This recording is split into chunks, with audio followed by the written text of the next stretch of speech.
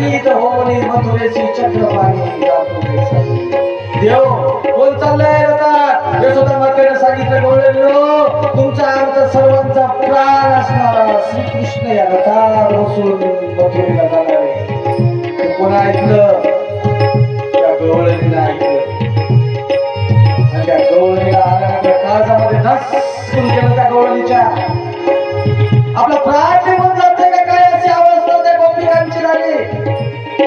आणि काही जणी राग राग राग राग त्या अक्रूराच्या नावानं पोट मोडू लागल्या.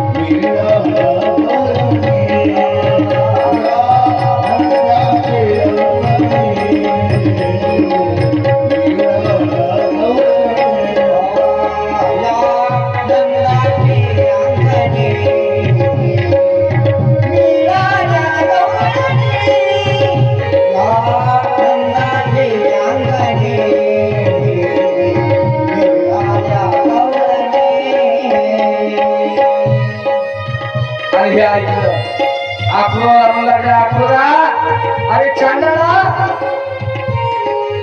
तुला कोण पाठवलंय रे आणि आमचा जीव असणारा त्या कृष्णाला तू घेऊन चाललास.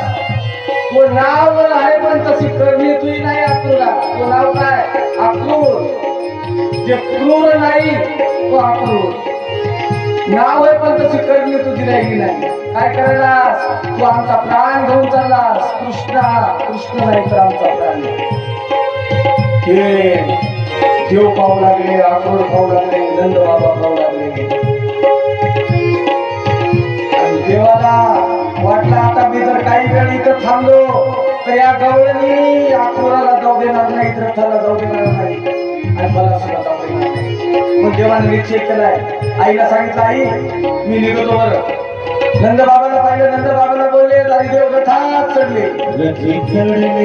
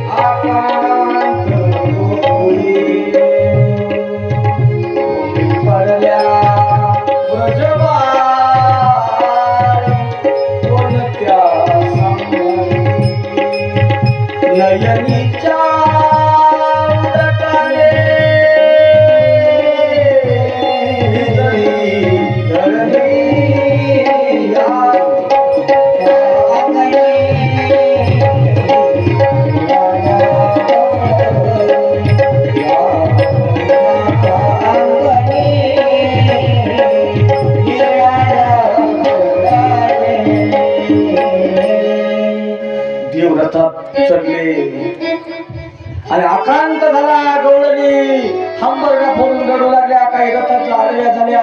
काही देव जाणार या इच्छेनं मूर्छित पडल्या. काही तिथंच त्यांनी प्राण सोड केला आणि काही जिवंत होत्या.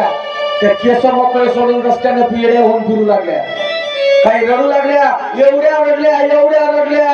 नाथ बाबानं सांगितलं नैनीच्या उदकाने भिजली धरणी. आपण जसं शेतामध्ये पाणी काढतो ना भिजवायला, जमीनच भिजून गेली, एवढ्या रडल्या. रडून रडून रडून जमीन ओली झाली, एवढ्या रडल्या. काही प्राण सोडून गेले, काही येड्या झाल्या, काही पिशा झाल्या, काही धुळीतच लोळू लागल्या, काही रथाच्या मागच पडू लागल्या. अशी त्या गोपिकांची अवस्था आहे. देवाने विचार केला, आता या गोपिका मला जाऊ देणार नाही, तर काही मी जर हे दृश्य आता काही वेळ पाहिलं तर मी सुद्धा जाणार नाही. देवाने आक्रोश सांगितलं, देव बोले आक्रोराशी वेदी हाकी रथाशी, या गोपीच्या शोकाशी न पाहे मतशी, एका जनार्दनी रथ गेला निघून. सोडून गोपीला देव मथुरेशी